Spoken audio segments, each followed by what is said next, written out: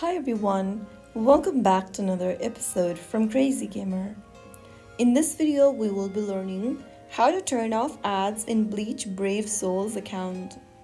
To turn off ads in Bleach Brave Souls game, launch open your game first on your device and make sure you are in the main menu. Once you are in the home page, tap the gear button at the top right corner. This will bring up the settings menu.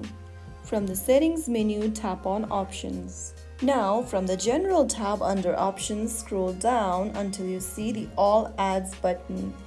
There you can choose specific ads that you want to disable or enable and toggle the button right next to them.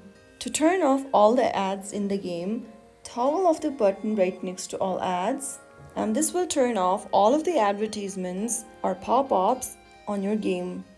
After you are done, you can head over back to the home screen and start playing the game. So that's how you can easily turn off ads in Bleach Brave Souls. If you found the video helpful, don't forget to like, share and subscribe. I'll see you in the next episode. Thank you for watching.